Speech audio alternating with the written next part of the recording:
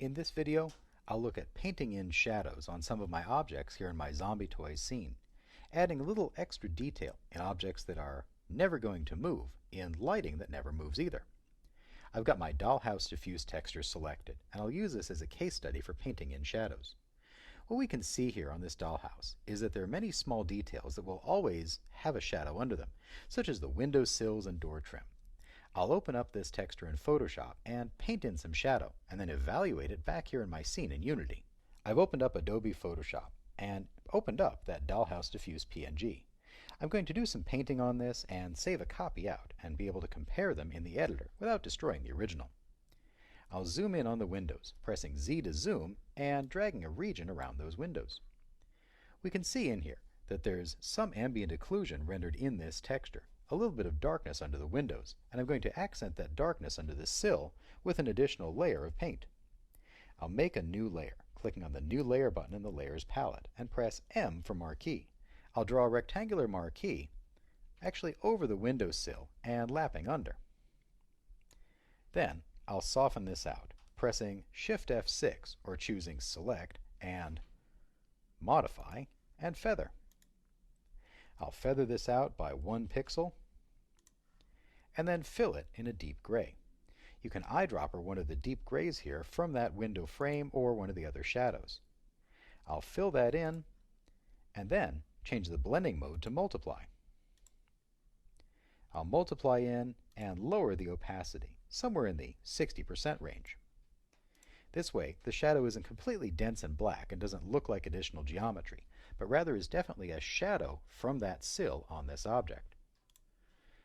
Now I'll deselect and then trim out part of the shadow that overlaps the windowsill.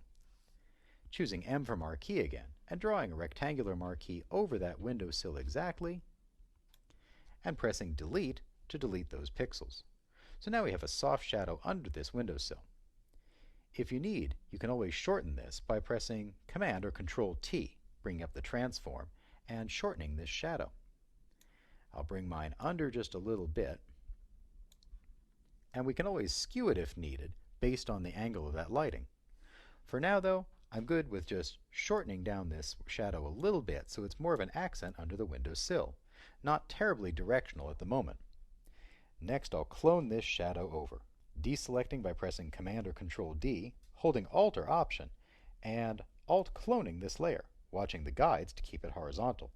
You can also hold Shift and slide this along on that horizontal line under the next window. I'll put it in place and use the arrow keys to nudge it over. So now I have a shadow under each windowsill. Both of these shadows are set to multiply, so we still see some of the original color under. We can always use either hue saturation or levels or any other color correction method if needed to adjust these shadows. You can use other techniques in here as well, such as blurring the shadows and clipping out where it occludes the windowsill, or drawing them in if you're dealing in a more stylized render. For now though, I'll leave the windowsill shadows where they are and scroll down and put in a little extra shadow on the door frame. I'll zoom in and use my marquee again to accent this step pattern in this door trim.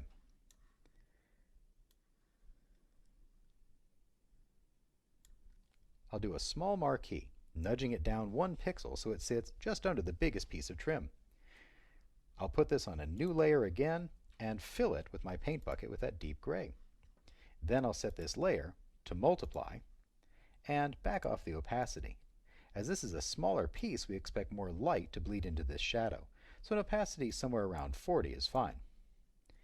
I'll deselect it and clone it down, hitting V for select and move and Alt to clone this down. I get an error here, no layers are selected, so I need to make sure I select layer 2 and Alt clone this down, and then trim that shadow just a little bit. I'll use my eraser, pressing E and erasing some occluding corners of my shadow so it has a little bit of a fuzzy edge.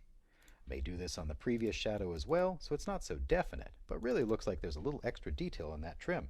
These are examples of painted shadows, where we're looking at areas of objects that would always have a shadow under them of some kind. Another example on a character is under the chin or under the nose. These areas are typically almost always in shadow until the character looks up. If your character is either too small or never going to look up, you can add in a little shadow under the chin. Now that I've got my extra detail in my shadows here, I'll save out this image, choosing File and Save As. I'll name this Dollhouse Diffuse 2 PNG.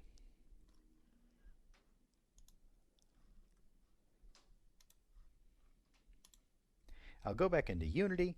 Unity will import this texture, and I'll put it in the material to see how it looks. Back here in my Unity editor, Unity has imported in that new texture, Dollhouse Diffuse 2. I'll add that into the material on the dollhouse, picking this dollhouse material and dragging that new Dollhouse Diffuse 2 into the albedo. With that new material in, I'll zoom in on the dollhouse, pressing F to frame that selection and scrolling the mouse wheel in. Now, when we get nice and close and deselect, what we can see here is that I've got a little extra shadow going underneath those windows. Again, make sure to deselect so you can really see what's going on.